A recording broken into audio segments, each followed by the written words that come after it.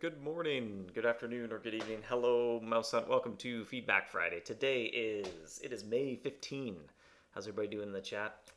Apologize, had a little technical difficulties getting the stream started up correctly. So my second time using this new streaming software. Still on the learning curve a little bit here, but I think I got it sorted out. Might make a little checklist or something for next time. Make sure I remember what I did wrong.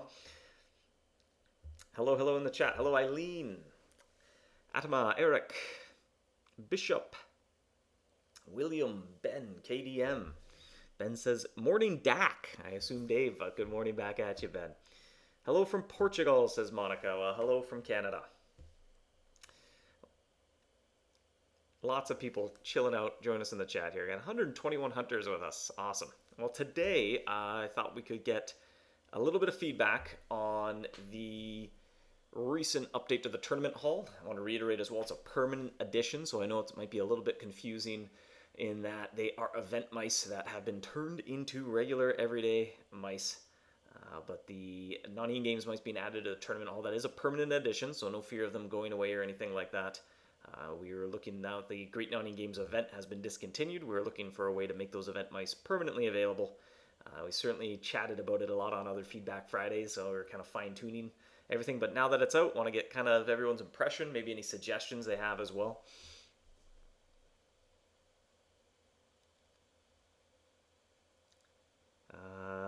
Diamond says, like the tournaments. Yeah, we're kind of, that's interesting as well. We kind of added a new one. It's called, what's it called? His Royal Majesty's Tournament Hall, being that it is the tournament hall. Kind of felt like, well, should those tournaments be a little bit different or special? Farm says, looking good, Dave. Well, back at you, Farm. Hi from Israel. Hello. Curious as well, there was a little bit of, I guess, wasn't quite sure of how something would work, but those tournaments, when they came out, there was one that ran, I think it was 2 people per tournament, or per team anyway, and a 10 version. We've since updated that now, streamlined it, or for consistency's sake, now it's always 4, but interested to know what Hunter's feedback was on having tournaments that had different limitations of how many people from the same team could join. It's a topic that's come up during the Valentine's event as well, when we run the solo and the duo tournaments. There's some little bit of awkwardness in that your team can only enter the tournament once, so if you have a team of 10 people and there's a solo tournament, only one person can go in. It's a little bit awkward. Grizzly asks, any plans to expand our friends list? It's kind of sitting around in the idea bank, and by all means, keep kind of bringing it up, mention it every now and then. That's kind of how we gauge interest as well. We had some scaling or performance issues based on the size. Back in the day, you had to add them on Facebook to be able to be in your hunting group.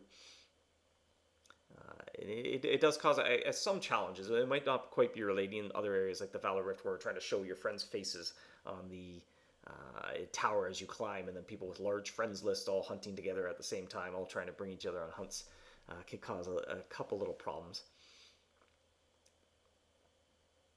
10 was chaotic, says Tarako. All right, good to know.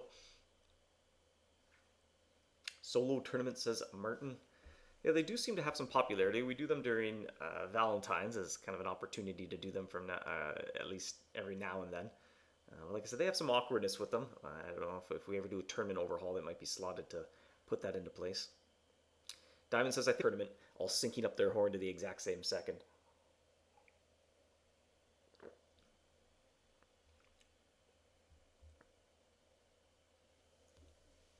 Scrib says, any chance of the Dragon Shard event soon? We are kind of working through that a little bit. Haven't quite finalized that yet. But I think at a minimum we'll make a couple of the rewards that you can spend, or have you cash out your Dragon Shards. Open to kind of suggestions there as well, whether that should be something that is permanent. So just kind of going forward, maybe we don't run a Dragon Shard event, but somewhere, whether it be the King's Arms or Queso Geyser General Store or something like that, have a cash out for Dragon Shards, whether that's the Sparkling Dragon Shard Nest, I think that's what it's called, or a Flaming Leaf, something of that nature. And on a similar note, Richard asks, are we going to have a Big Jack event? I think so, yeah. We're still kind of putting that together, the final details, but I mentioned that on previous Feedback Fridays. It seemed like it had a fairly warm reception from players, so I think we'll go ahead with a Big Jack event of some sort. RC Popcan says solo tournaments would be awesome. I haven't played in 3 years. I just got back into playing, hoping to get some tournaments done. Yeah, that is kind of the nice part, is that it's a way to participate in them without necessarily having to organize yourself with other people. So I think that's why it appeals to some hunters. Mouse asks, why is the Winter Cup Dissonant Trap skin still frozen in the marketplace? It should be unfrozen. Not next week. It might be the following week, but it will be unfrozen eventually. It was frozen due to it being available again in the tournament hall.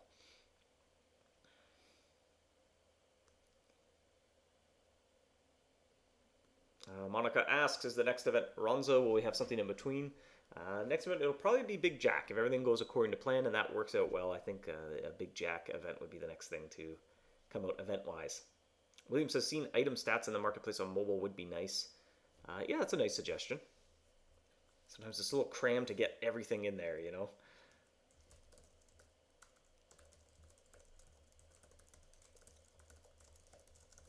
I'll jot that down. That might be a nice little tweak to the marketplace if we can find a spot to put them.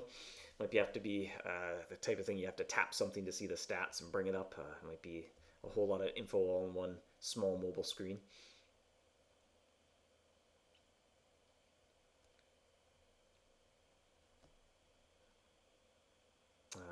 Chong asks, I wish you could search for the team name easier. Yeah, that's interesting.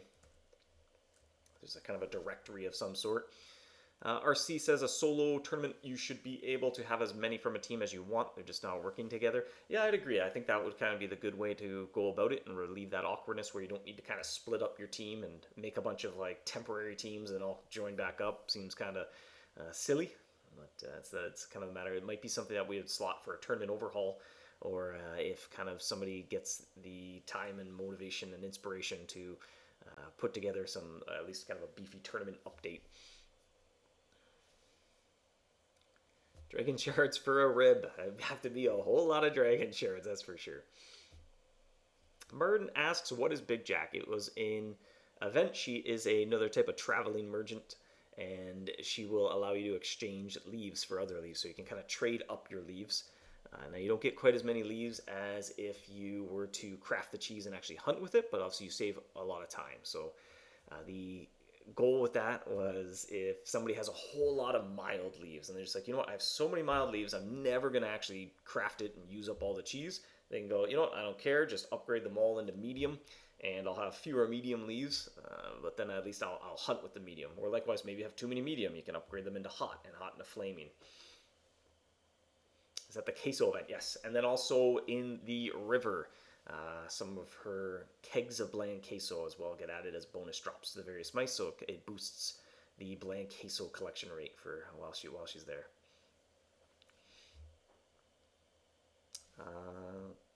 Daniel asks, I have one little change I think a lot of people appreciate. Let King's Reward scale with rank. Yeah, it's a bit of a rock and hard place because they are kind of primarily meant to help us kind of determine people using refresh scripts and that. So I also don't want to incentivize finding the King's Rewards, and there's even kind of some intricacies there where you might get a few more if you're being a little more suspected of using a refresh script or something as a way to try and confirm.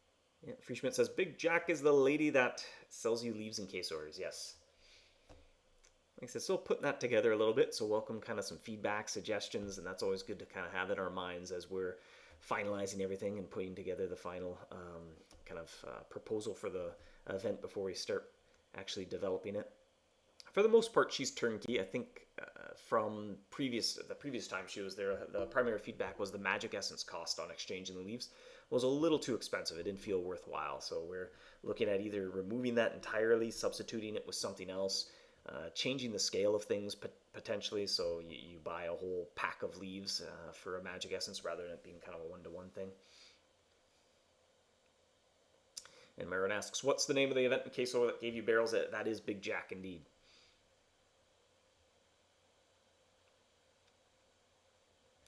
Aaron asks, can Jack give us a way to trade excess cork for other items? That might be an interesting suggestion as well. If you're a crown hunter, you're doing a lot of maps, and you tend to collect cork more than you build the corks, I could see it starting to pile up a little bit. I recall after Queso Geyser, there's a little exploration there of what would That'd be a good use for cork if you ever found yourself with too many. I think another suggestion that players were coming up with was corky bait, kind of in line of Galleon Gouda, something to slightly increase the encounter rate of corky mouse, but that would be primarily help you with maps and things like that. Disguised Toast asks any plans to rework or restat older traps and base. I really love Heat Bath, but can't use it since it's being outpowered. No, I mean, probably not changing the stats. One thing that we have looked at is overhauling the trap skin system, or sort of how cosmetics work, and to allow you to use any of your equipment as a skin or as like a visual override. So if there's a trap that you just like the art of, you could kind of convert it into a skin and have that armed, but still have the stats of another trap. There's some things to figure out how to smooth that out and not make it confusing between trap skins in this new system. So it's still kind of in the ideation phase, kind of no commitment to it, but as always, looking for player impressions as well.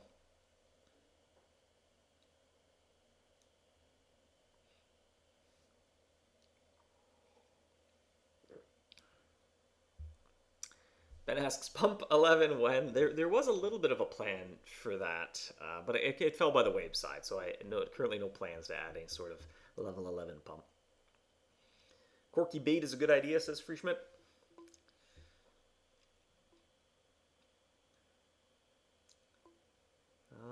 Some questions too about the prestige base, so we'll move on as well. I got my notes up here as well. So this came up a couple weeks ago on Feedback Friday, kind of organically as well, so I thought it would be good to include it in the summary, make sure try to clear up any little bits of confusion, get some final feedback before any sort of update goes out. So trying to summarize it as succinctly as I can. It might be the type of thing that's easier just to read it than needs a little bit of a visual aid maybe. But we recently discovered 2 bugs that were affecting both the Prestige base as well as the Rift Walker and the Rift Stalker set bonus. So it got discovered because some hunters noticed they were getting the over 9,000 egg, but they didn't have 9,000 power, so kind of dug into that, and the spot where that egg gets added as a drop notice, well, your trap is more powerful than it's supposed to be. And it turns out that the bugs were causing the various bonuses with the base as well as the sets to be doubled in some cases. So the issue affecting the Rift Walker and the Rift Stalker bonus, it appeared to be introduced in February 2015, so it's been this way for over 5 years, and that was an update we did with the Taunting Charm in Whiskerwood's Rift. And so some hunters asked, well, can the Taunting Charm be giving the Rift set bonus when you encounter the mice in which it gets consumed? So when that got implemented, that had a side effect of the power bonus of the set bonus being doubled, but it wouldn't be shown in the trap selector. So it's been like that for 5 years. It's just the trap selector says you have 20% when you actually have 40%. But important to note as well, the luck was not affected. So it only affected that power bonus that you get for having 2 pieces of Rift equipment armed. The same bug, it was kind of a similar thing affecting the Prestige base, was providing both double the power and the luck given based on your highest floor reached in Ultimate Umbra. So right now you get, it's 10 power per highest floor reached. It's actually 20, but the trap selector just doesn't show you that extra power. It's kind of hidden behind the scenes. And similar for luck, you get 1 luck for every total eclipse floor that you've reached during your best Ultimate Umbra run or highest Ultimate Umbra run. And the trap selector says you're getting 1 when you're actually behind the scenes getting 2. So we're kind of looking for some final feedback on that as well. For the Rift set bonus, the fact that it's been like that for 5 years, it's been taken, for the last 5 years, been taken into account of all play testing. Anytime we're testing out an area or even player feedback after an area is out, that power bonus has been taken into an account. So we're kind of leaning of keeping that as is and just allowing you to see the bonus. So, or in other words, we're fixing the bug, but then we're doubling the power bonus that the Rift set bonus gives you. So it's all the same sort of catch rates and overall hunting experience that everyone's been used to for half a decade, and without kind of changing the kind of progression, the feel of all those areas that have been that way for 5 years. But the Prestige base, that one's a little trickier. Now, the prestige base is definitely already meant to be the best base in the game. The type of thing you set the goal, when you get it, cool. I'm never going to disarm this base outside of maybe some niche circumstances. So it doesn't change that too much. The main concern is the overall kind of pacing, specifically within the Valor Rift. We can accommodate for the pacing with future releases for sure, but kind of looking at how the Valor Rift is put together, there's a little bit of pacing. There's a choice to make there. If you want to go and get the Clockwork base, that will really shave off the amount of time that you need to put up a good Ultimate Umbra run and charge up your prestige base to some good stats. Now, with it being double effect, interesting of a choice where some will choose to do it and some won't choose to do it. It might be a little bit more of a dominant strategy or a little bit more of an obvious decision. And at that point, it doesn't really feel like a choice if it's something that is straightforward.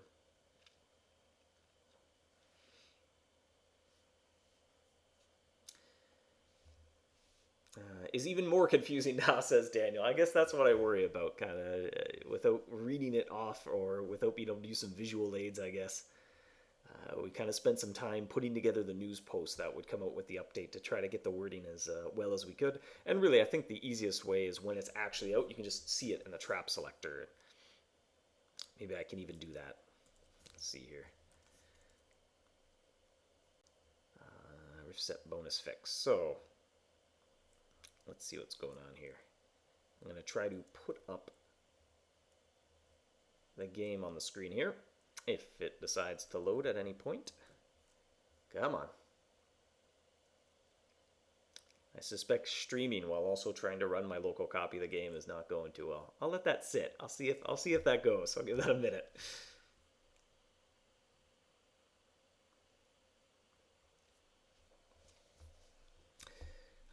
So just to show a specific example of the stats, well, it's just that, right? The prestige base gives you 10 power for your highest floor that you reached in an Ultimate Umbra. So if you reached floor 1, you have 10 power. 2, you have 20 power. So what's going on is you're actually getting 20. So if you reached floor 1, it has 20 extra power. If you reached floor 2, you have 40 extra power. Took me a second there to do 2 times 20. Yeah, that's not loading, so I don't think I'm going to be able to put up the game. It's not cooperating.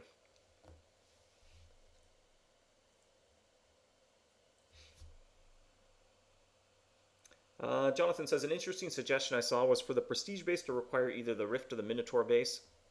Yeah, that is interesting, because late in the development of the Valor Rift, that was one of the final details that we were putting together, is should the prestige base require the Clockwork base, kind of like how the Rift base is a requirement for the Fissure and Fracture. I always get those messed up. And then that's a requirement for the Clockwork. And it came down to how the pacing of the Valor Rift, the Gauntlet Tower, worked. And we were trying to make it such that, well, it's nice if it's not a requirement, because then there's more choice, there's more autonomy. And typically that's a good thing when you're playing a game, is there's multiple ways to go about completing an objective, and that makes it interesting. One person does option A, one person does option B. It's a more interesting experience. And so when we were looking at the pacing of the Valor Rift and kind of determining what the stats were going to be, that was something we looked for. Well, was the Clockwork an interesting tool that you may want in your arsenal to be able to power up the prestige base? And we felt pretty good about it, and that's why we ultimately decided to not have it be a requirement, to make it more interesting. But now with the stats being double what they are, that kind of diminishes that a little bit. It might be a little less of a compelling decision for some players. People are saying you can skip Minnow and all other Rift base except the, I don't know what that acronym is, to rush a prestige base. Yeah, and that I think that's fine. That's fun. That's a choice, right? You're deciding, well, what's the best way to go about this? And you're making a decision, and then you go and achieve that, and you feel good about the way you did it. Otherwise, if it's too cut and dry, it's kind of, you're not really playing a game anymore. It's kind of like you're assembling IKEA furniture. You're going through the motions, you're following an instruction manual, but you're not really making any decisions that will benefit you. You just, well, this is the way I do it. This is how I do it. I just grind it out, done, and it's very monotonous that way. So I don't think that's a bad thing at all.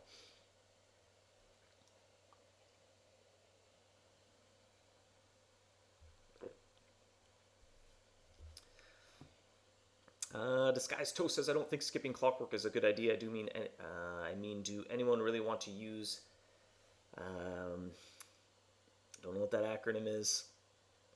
To hunt in Umbra, it's very painful, you know. That's the thing. I mean, that's what we're kind of aiming for. It definitely changes that dynamic now. It's another discussion, another decision for people to make, and it's a different decision than it used to be.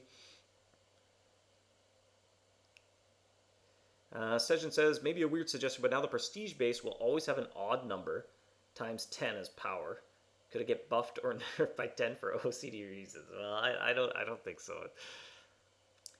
Joseph says, in my opinion, the cleanest solution seems to be limiting the bug to work in the Valor Rift. But that would be kind of a game changer, right? People have already been accustomed to those catch rates for quite some time now. They've had the advantage of having a base that powerful to go and achieve certain feats, and that would kind of cut people off from achieving those similar feats. And at the end of the day, I'm not too worried about the stats that it has because it still retained its title as the sort of must-have best base. The obvious goal. It's more about the pacing or the decision of the journey of getting there. The destination, I think, hasn't changed. You're going to the exact same place of powerful base, but the journey of getting there now feels different. So to me, the question is that journey still fun, compelling, interesting, or has it been kind of trivialized, or it's been made less fun? Ryan says it means potential 100% catch rate in many old areas, which the dev said is fine with them. Yes, absolutely. Like, no one complains that they can go back to the meadow with a Sandstorm Monster Bot and just mop the floor with the mice. That's very intended. And in any game you play, that would actually feel bad if you weren't able to do that. It's about the pacing of how quickly you can do that is what makes it an interesting journey. If it's a little bit too fast, you may feel kind of slighted, or your accomplishment that you just achieved, it was kind of diminished a little too soon. So it's more about kind of the pacing of that. Nathan says 35 lets you min-luck a lot of areas a lot easier without double aura. And again, interesting to know, like, are you not okay with that though? Again, it's about kind of the pacing of it. It's certainly a difficult high-level base to get. You have to be Archduke. You have to get all your full upgrades going. You have to get up a good Ultimate Umbra run going. You're going to have to invest some pretty good charms to kind of squeak out every last catch to try to power that thing up as high as you can. So I think that's the more important part is kind of the journey of getting there. Prestige hasn't been out for that long. No, it's about 6 months or so. So but certainly not the 5+ years that the Rift Set bonus. That one feels a lot more obvious to me, but to me it's a little more of an interesting discussion, the Prestige base, because it hasn't been out for quite as long, or not anywhere near as long.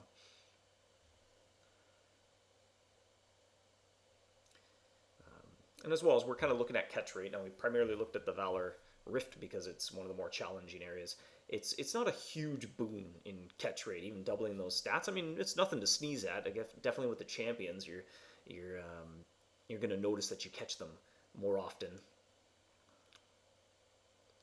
But it's not anything like all of a sudden that area or high level areas are completely trivial. It's giving you a little 5-6% boost in your catch rate, which again isn't insignificant, but it's also not completely changing the feel of things. I think the tough mice still feel tough and the easy mice still feel easy.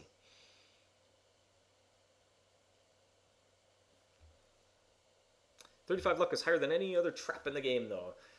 Yeah, but I mean, that's fair. It would happen at one point. I guess typically throughout the years, traps have always been a little more powerful than bases, so this is especially a heavy hitter.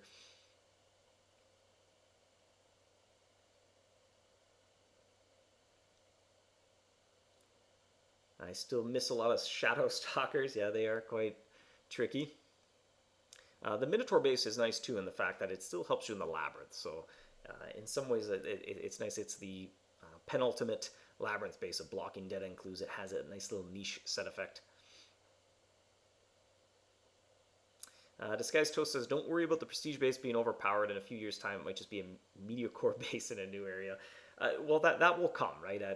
Just like every trap, every base, every piece of equipment kind of has its time, and then just the nature of RPG-type games is as you move on to bigger and better challenges, you get stronger gear, and that makes you better, and that makes your previous challenges, if you go back, they're easier. But I think that's very natural, intuitive, and expected. Definitely, there's sentiments from hunters about going to areas and they're missing these mice that they feel like I shouldn't miss these anymore. It's such a low level area. I can't believe I'm still missing the mice here. And so that's where equipment comes in to power you up. And when you go back to those places, you kind of mop the floor with them.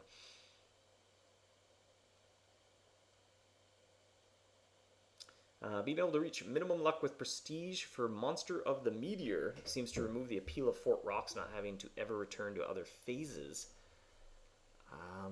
I don't think so, because they keep getting stronger and stronger, and they'll eventually outscale you no matter what trap you have.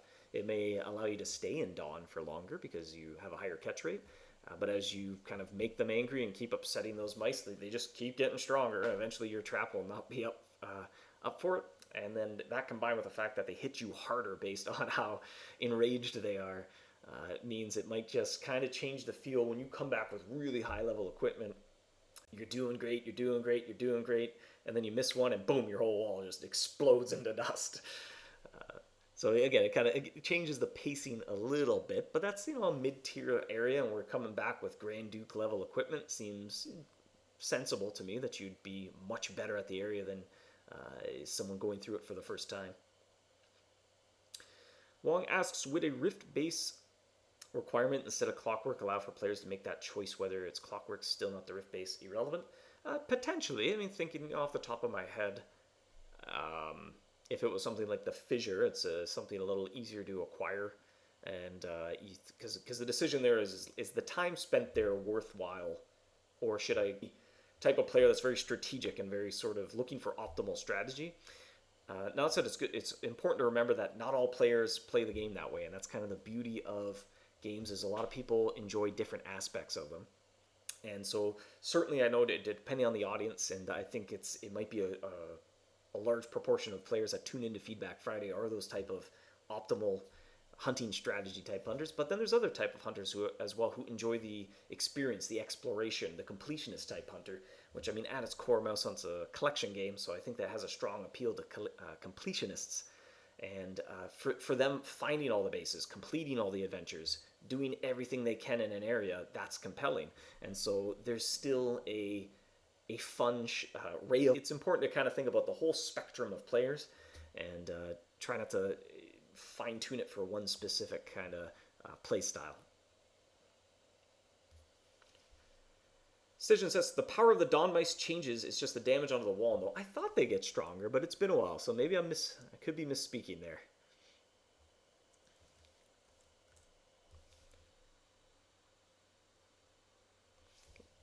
Let's take a look here. Oh no. Oh, alright. I don't know why I can't. Yeah, unfortunately I can't load my local version of the game. I don't know what's going on. Let me try something here. Restart my server. If I remember how to do it. I didn't exactly get the best night's sleep last night, so I'm feeling a little dopey. Okay, that seemed to work. Cool.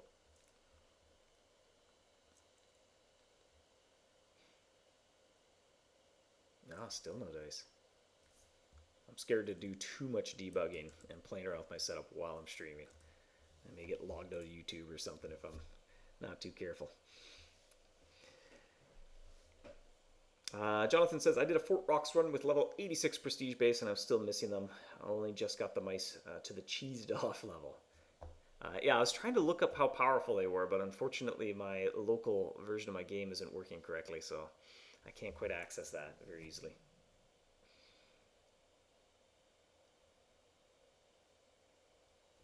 Jonathan says, we've been thinking about the most optimal path, and it appears that there's no reason to spend the time and resources to get the Rift base or the Minotaur base until after the Prestige. Again, though, I think the important part, is that a problem, or is that a choice and a strategy some people can make?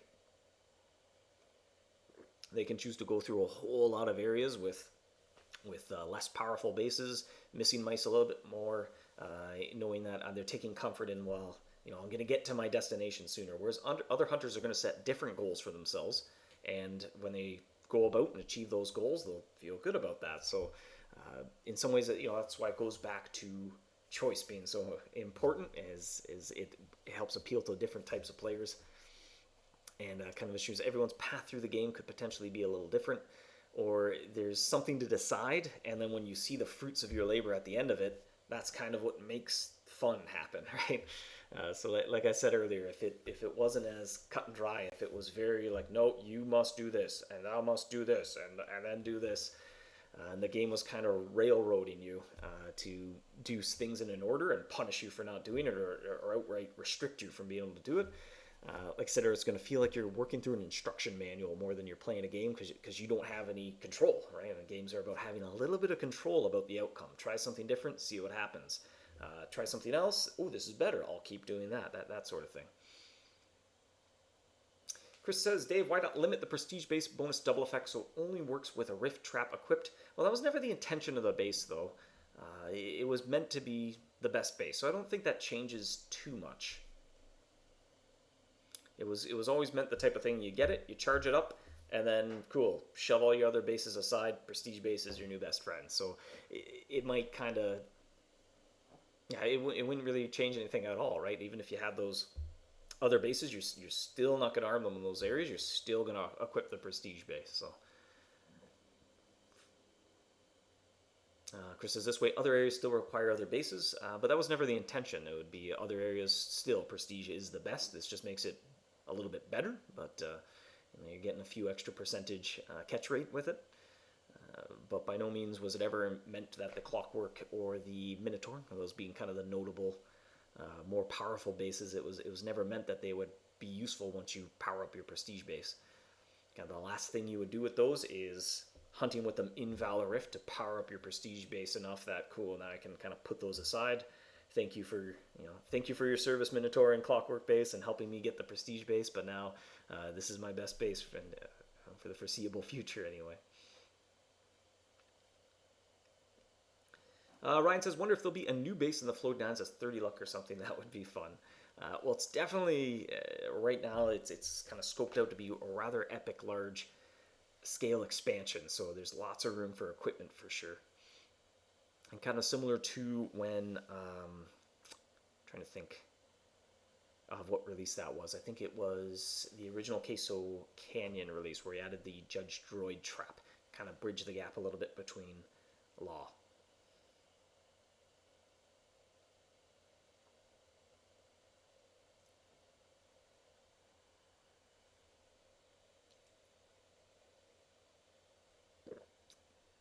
Ashley says it still has 0 attraction rate though, yeah. That kind of helps out in areas where you're not using crafted cheese. Sejin asks, maybe a bit too early to speculate on this, but do you plan on reusing currently very skippable weapons and bases in the floating islands?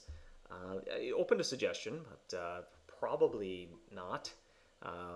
Didn't go over too well with library assignments, so that proved to be a frustrating point. Years down the road, they didn't age too well, so library assignments that would dictate you have to capture this mouse with this trap. Again, it limited autonomy, or it made you feel like, why do I have to use something why do I have to use this when I've got something better? It just kind of felt unfun, wasn't too popular of a design, so I don't think we would repeat that. Zappy says, I think Prestige Base has set too high of a benchmark that makes newer base from newer area that much harder to justify. Yeah, for sure. That goes back to pacing. Like it definitely has affected the next base that comes out would be affected because you'd have to take that into account. That said, because it's not released yet, we're talking about kind of future theoretical things. There's definitely ways to deal with that. So I'm not too concerned about that. Swift says it's fine that it's the best base, but future bases will have to match or top it. And yeah, we'll get there eventually. As I just said, it's kind of now the nature of what that journey is going to look like and how it's going to be paced out. Johnson says you got lucky then. I stopped at 86. Looks like you just managed enough to get 88. There's enough funds for a few more floors after that. Yeah, I don't even know what my high score is currently. I took a little break. I went back to the Living Gardens and I was busy crowning all the shattered mice there. Still haven't kind of finished using up the supplies that I built up, but I'll get there. I'll get there one day. I'm taking a little break. I went back to the Valor Rift for a little bit.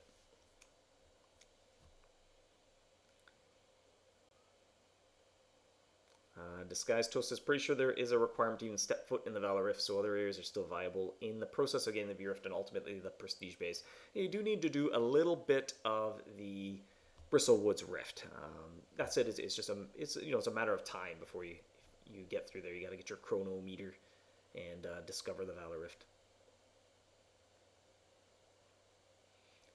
Rift base is very skippable now, but I think that's okay. I mean, it's in a account level area.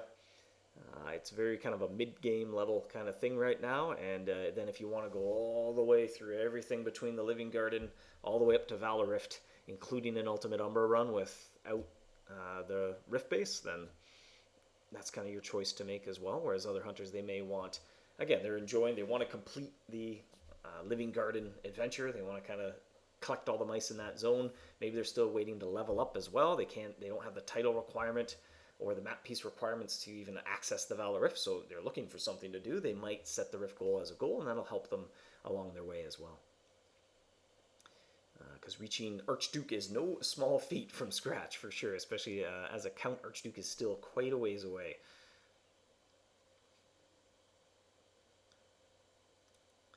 Surgeon says more requirements for new weapons, like how the Dragon Slayer cannon needs a Chrome Ballista. Okay, yeah, that's good clarity there, Sturgeon. That's been I get the impression, again, you can comment on it on the chat for sure, but that's been a little bit more of a popular way to use the traps where you don't feel like you're underpowered, but then a trap that was very hard to get is kind of the stepping stone to a next one, and that might be too kind of where the natural inclination of the Prestige based on having any requirements outside of accessing Valor Rift, building all the upgrades and doing a significant Umbra run. That's kind of where that feeling arrives from, because there's other traps in the game that work that way. Chris asks, are there thoughts to add more MouseHunt personalities like Jack and Ronza? I'll add Larry for that matter. Yeah, for sure, that's come up as well, and that's one of the things in the idea bank is to do an overhaul of the shops, maybe give them a little more functionality, kind of improve the interfaces there a little bit. And I mention it because the idea as well is to come up with a character for each one of the shops. So there could be the general store owner, the trapsmith, and just kind of make things feel a little bit more alive and whimsical. Johnson says the marketplace price of Chrome maps is incidental. Aren't they really a cash donation item? For Chrome maps, I forget. No, do you get them from Ronza? Do you spend relics? That would have been a good trivia question for me, because now I have no idea. I think she sells them for relics. Maybe it's something else, though. Maybe you buy them with gold. I'm not sure. Ronza likes gold, so I could see her selling things for gold.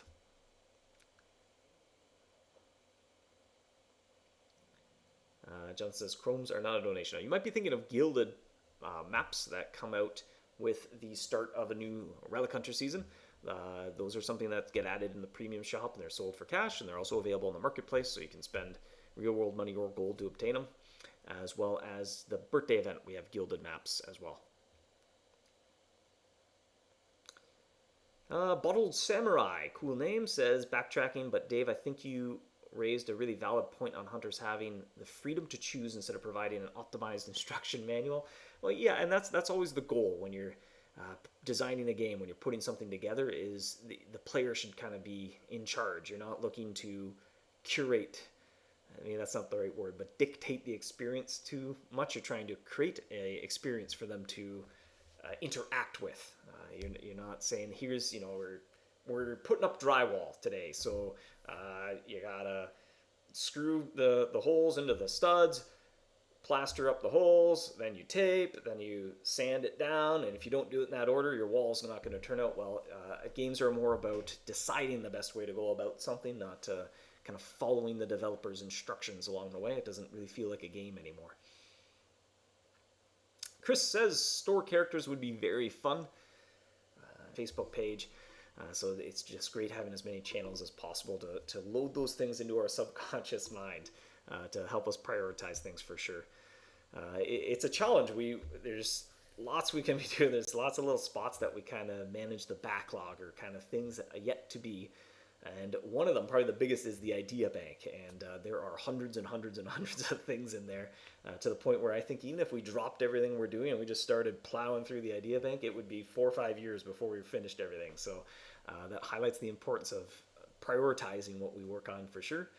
And the more channels of player discussion we have. I think that's good. That kind of helps us prioritize things. Try to make things that you want to see, or prioritize the things you want to see most. Chrome base is limited to 3 Chrome bits plus relics, maybe. Oh, that is right. The format of Ron's changed. I forgot about the Chrome bit format there. I think, yeah, that was how you got Chrome maps now, if I recall. That rings a bell. I don't know for sure. Like I said, it would have been a good trivia question for me.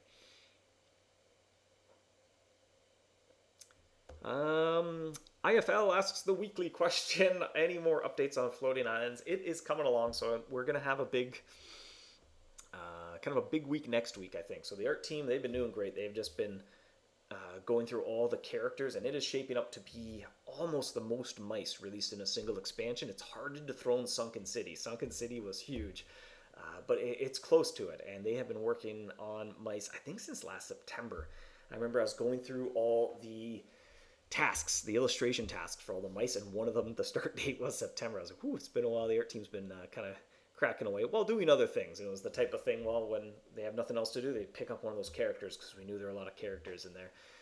And just now, next week, we're looking to start putting together some of the dev, what we call scaffolding, or kind of the basic layout of the code and functionality, and kind of establishing the patterns and the structure and the hierarchies and stuff like that. So that's coming along. It's looking good. It's still not quite have a super firm release date we can announce, but we'd really like to have another expansion out this year. So that's our goal right now, but can't quite commit to it yet. But we're getting closer as the days go by, as we firm things up and keep speccing things out to firm it up.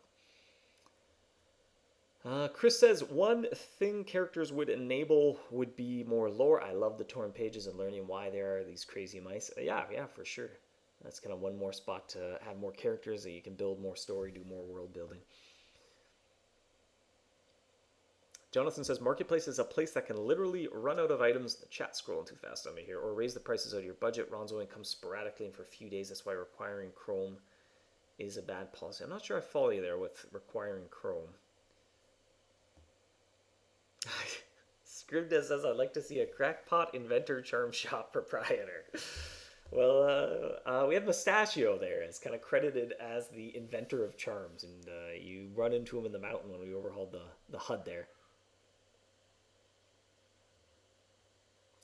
RC Popcan says, off topic, but I'm loving MouseHunt World, and he plans to add more missions. Kind of leave that in the hands of that team. So kind of as the news post highlighted there, it's a separate team that put that together and worked on it. So I don't want to say anything out of place, or I'm not too up to date or privy on all the exact plans. So kind of look at their Facebook page, I think, is where they're doing most of their communications and stuff. Ryan says Sunken City was 60 mice. Wow, we're getting close to that. Yeah, let me see. Let me open up my spreadsheet here. Let me do a quick little count here. We're at the point where I'm okay doing that. Let me see. Floating Islands. This is going to be a big spreadsheet. So, what are we at here? That's mouse number 1 all the way up. So, if things go as expected, right now there are 57 mice slotted for the Floating Islands. And I think half of them have been illustrated now, so that's kind of a nice benchmark that we just hit. Jonathan says also, what did happen to Zugzwang and Plank Run? Did they ever eventually retire? Well, Zugzwang's fate is hidden away in the game somewhere in the lore. Plank Run, not so much. That story of what happened to Plank Run is kind of a cliffhanger still. Chris says, sounds like Floating Island is the next non-Rift area. Cool. What is the appetite like for Rift Isles these days? Currently, a Rift Island is not in the cards for the Floating Island, so it uses every power type except a Rift. And ultimately, when the way the design got put together, it strictly required 8 power types for it to work. Just the way the interface, maybe a little early. I can try to dig out a screenshot. My computer is not going to like opening up a Google Doc while streaming, but I'll go for it.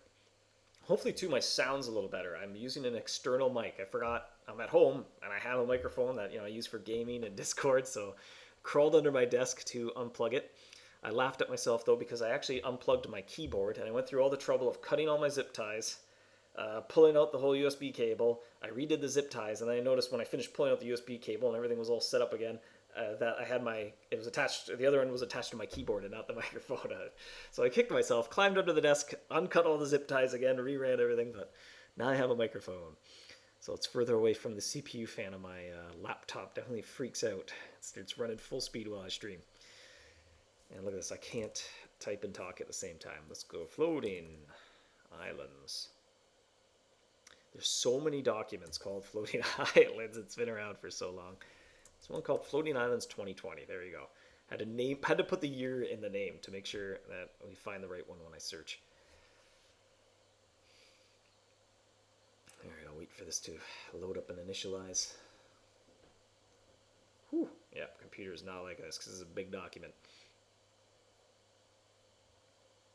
So it might be fun. Again, full disclosure, this is a work in progress. Here, I'll slide over here. All right, how do I save an image? Hello. Let's see here. Don't know if I've had to extract an image from Google Documents before. Is there really no like save image when you click it? Image options?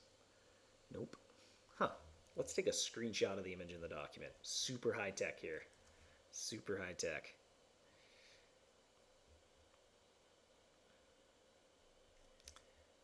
Watch out. All right. Where am I? There we go. Let's add an image. Can I do it? Yes, I think I can. There we go. Image. That should be on the desktop. Whoa. It's a big image. It's been an okay resolution. So yeah, again, work in progress. Please, grain of salt. It might end up being absolutely nothing like this. But kind of the reason what made me think of that is to show how 8 power types are very necessary to the overall layout of it. You can see the selectors down the side and along the bottom. Those blue circles are going to have a power type icon in each one, and when you click one, it highlights a row or a column, and that is the that will determine what is on the island when you go and visit it. Swift says, looks like a board game. Yeah, it's a pretty neat interface. Jacob kind of put together the idea for how the interface could work for the mechanic, and it was pretty interesting. It was a little intimidating at first, but after a couple passes, it really made some interesting choices, and it turned out to be a neat way to digest a lot of information at a glance. So it's kind of neat to get everyone's first impressions for sure, because that was a concern we have as well. That's a note is, hey, it's a little bit of a different interface, and what's the learning curve on that? Kind of what's the initial impression? Oh, Chris says Rift Isles as the equivalent of the Tribal Isles. So look at me going off on a whole other tangent, but no plans for Rift Tribal Isles right now. I think it would be in the cards one day, but we're looking to kind of take a little bit of a break from the Rift storyline. Even personally, I don't know, the Rift storyline hasn't quite been my cup of tea. I enjoy playing it, but I find it tough because you're dealing with such a pre-established theme that you need the right type of inspiration to really put together a new Rift area, whereas other expansions are a little bit more wide open. You have more of the MouseHunt world to draw inspiration from than just the Rift playing. So it's kind of nice to take a break from that storyline and work on other things.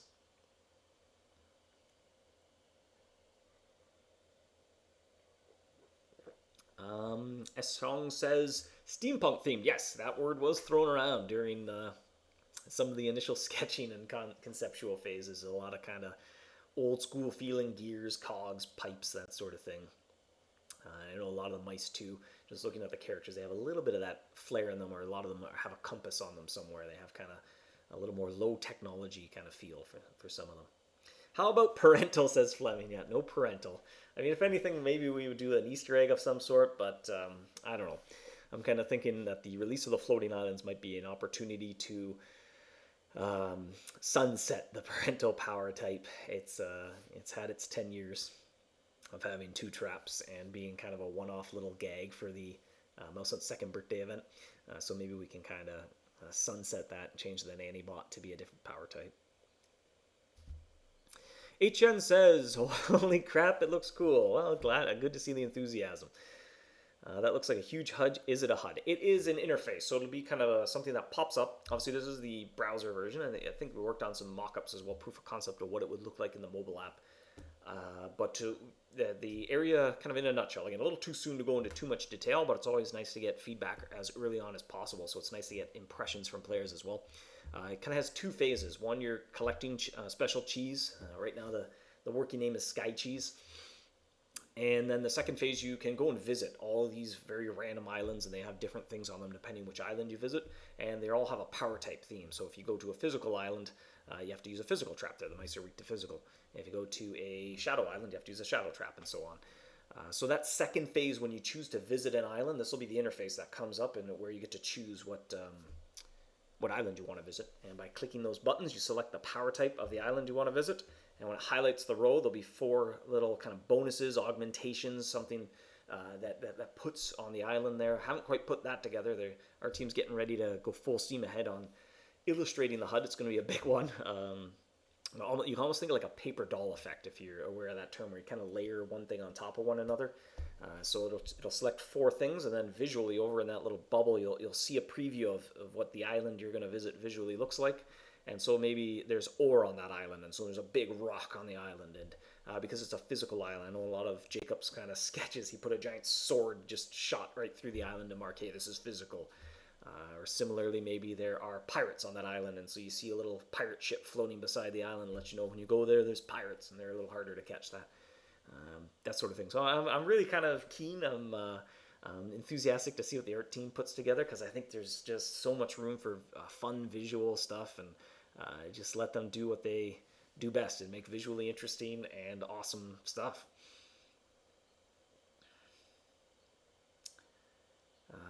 Ashley says, Nanny Charm, say goodbye to them? Yeah, perhaps. Again, that was kind of something to make capturing the terrible twos a little easier, where you didn't need necessarily a parental trap.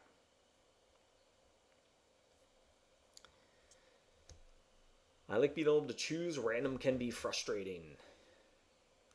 This feels like a mad version of Valor Rift, where while choosing augmentations and power type, yeah, you can kind of think of it in that way, in the same way your augmentations change your experience in the tower. This will be a little bit more dramatic, though.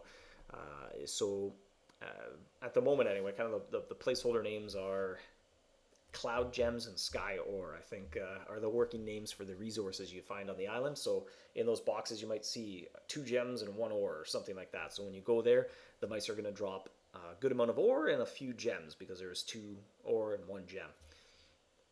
So you have some autonomy that way as well. If there's a resource you're looking for, that'll help kind of make that choice of which island you want to visit compelling.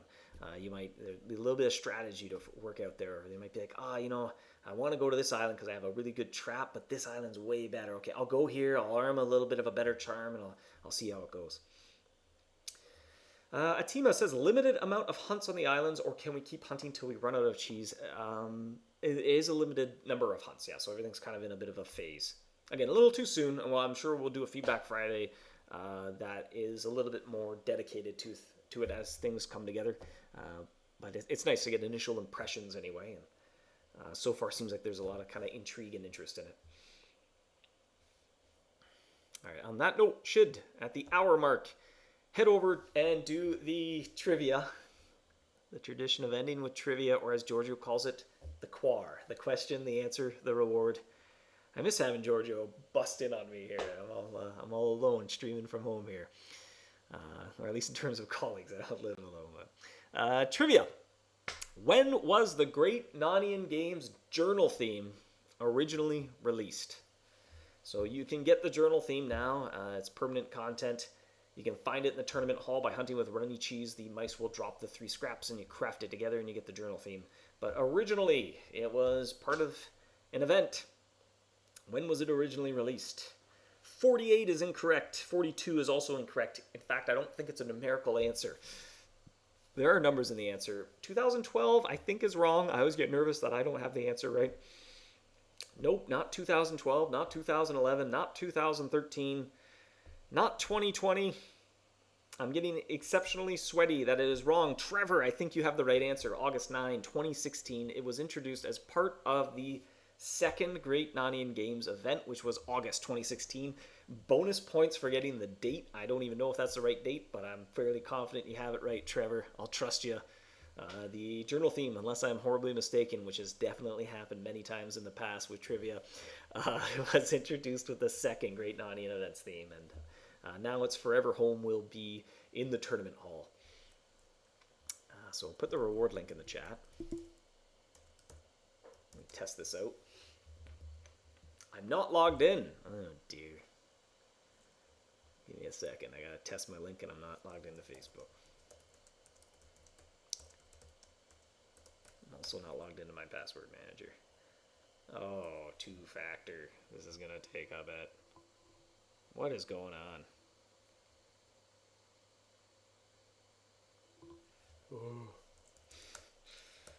Alright, let's log in. I'm just going to go to Facebook and log in here. And I'm going to need a code to log in.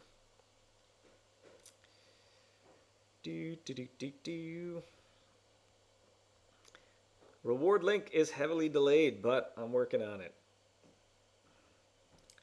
Where is the code generator? Here it is.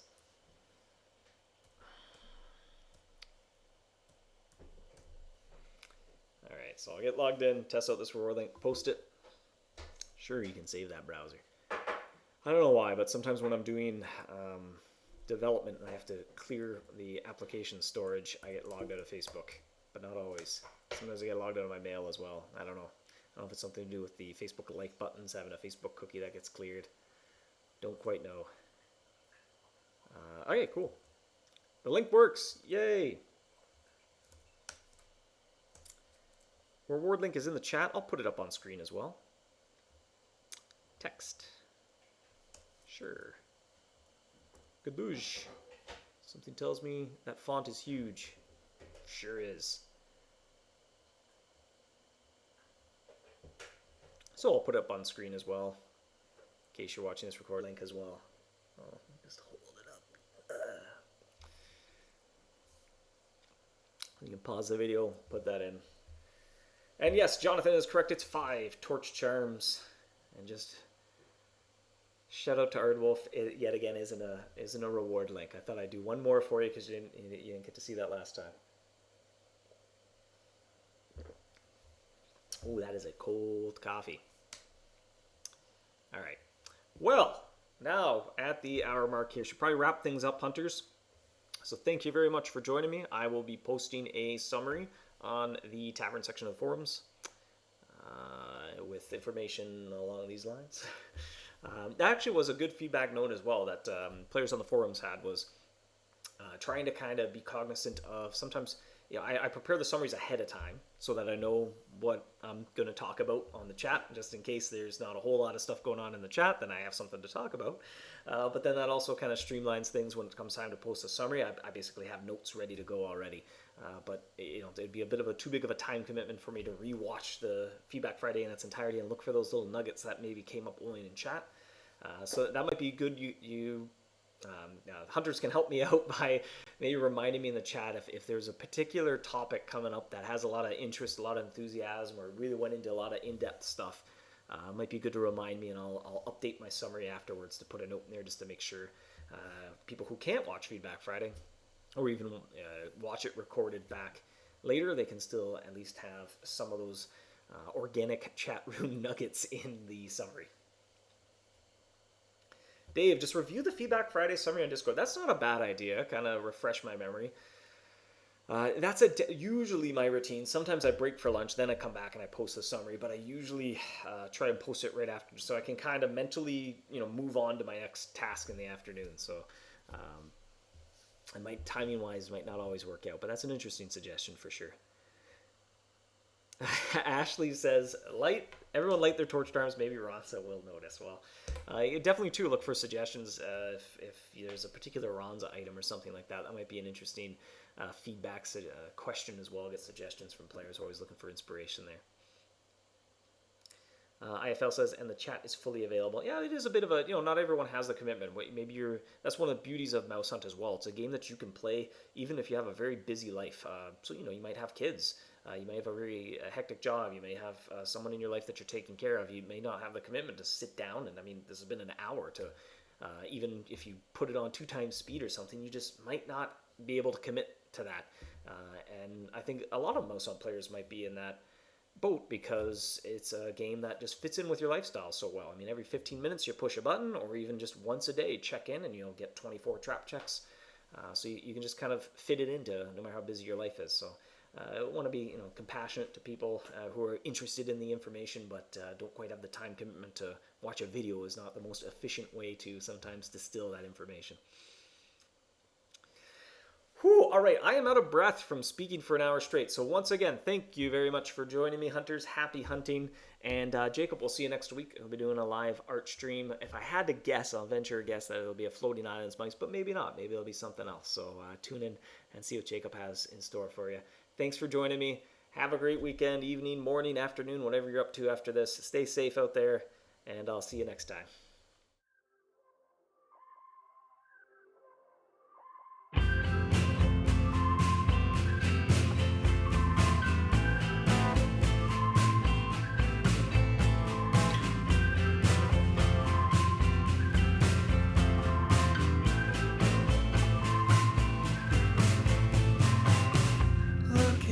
Such a beautiful you.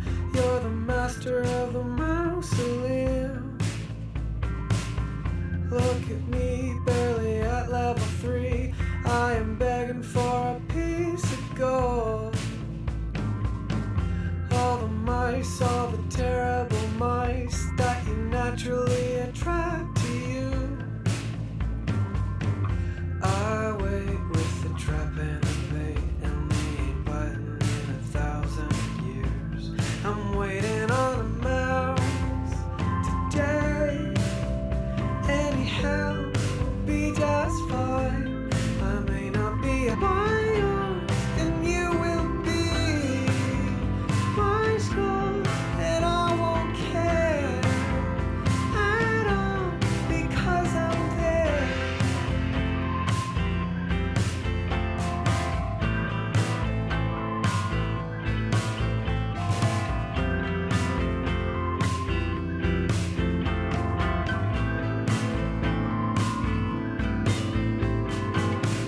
Look at you, such a beautiful you.